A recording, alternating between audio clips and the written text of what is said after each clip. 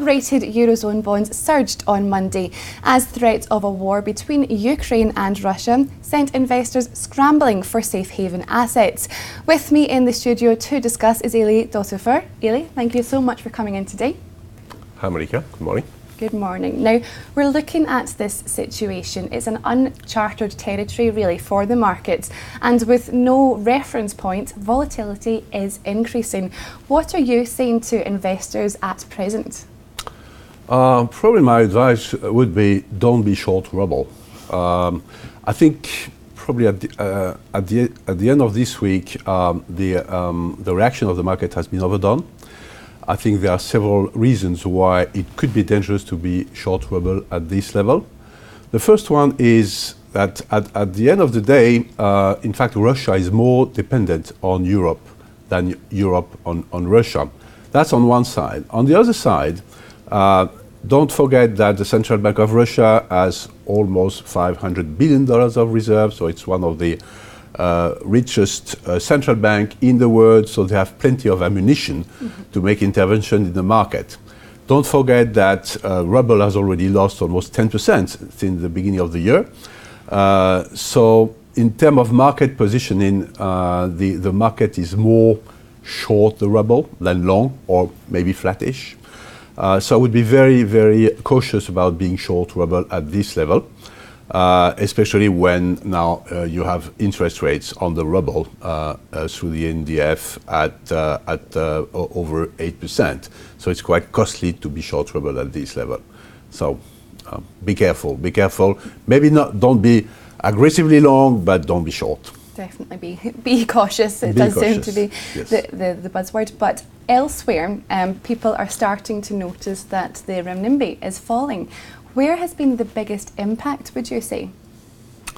I think the renminbi, we are seeing clearly a political decision from the Central Bank of China to first, obviously, to internationalize the renminbi as an international currency, but also so that the FX community don't see renminbi as a one-way bet. So introducing some volatility, probably widening the band for the renminbi.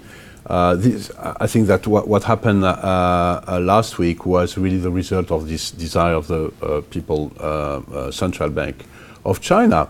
Now, I think more medium term or long term, the situation has not changed. I think renminbi will strengthen even at a slower pace. I don't think it changed the big picture, but short term, maybe there will be more volatility. And don't forget again that in terms of reserves, Central Bank of China has some trillions, and I don't think it's in anyone's interest to have a renminbi falling at this time. Okay. Now, with all the rise and the fall of the currencies, there has been renewed talk of currency wars. What could be the consequences for global investors when implementing their asset allocation? I think here we have bad news and good news. The bad news is, yes, the currency wars are going on. Look at, for example, the Japanese yen. We were below 100 in euro yen 12 months ago.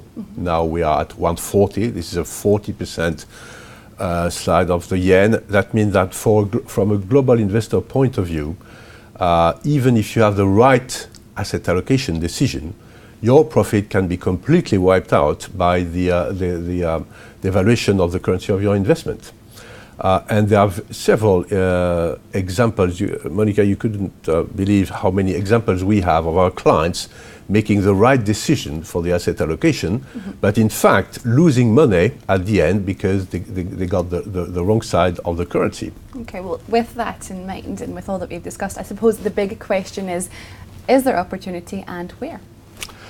Well, today what we are seeing, especially for the dollar, because obviously it's a main concern of a lot of investors, it's unbelievable how strong has been the consensus towards a stronger dollar. For many, many months, the market consensus has been really bullish on the dollar. And when you see the rates today, when you see euro dollar at this level, when you see a lot of even well, even dollar yen or sterling, dollar sterling, you see that we haven't seen this rally in the US dollar, despite the good news from the US. We have very good news in terms of economic recovery, in terms of unemployment rate, in terms of improving imbalances. So how comes that with all those good news, we haven't seen a strengthening dollar? And probably, and after the consensus of the economists toward the dollar, and probably that comes from positioning. I think the market is overwhelmingly positioned toward the stronger dollar. And I think, let's go back to basics, supply and demand. I think probably one of the reasons why dollar is not strengthening is there is too much supply compared to the demand. So really back to basics, sorry. That's quite all right. It does, the twists and turns of the dollar story long will continue, but thank you so much for coming in and sharing your insights with us today, Helie. It's been a pleasure. Thank you. Thank you, Monica. Thank you. Well, that's all from Helie and myself for the moment. Make sure you click back to Dukascopy TV for many more exclusive interviews. Goodbye for now.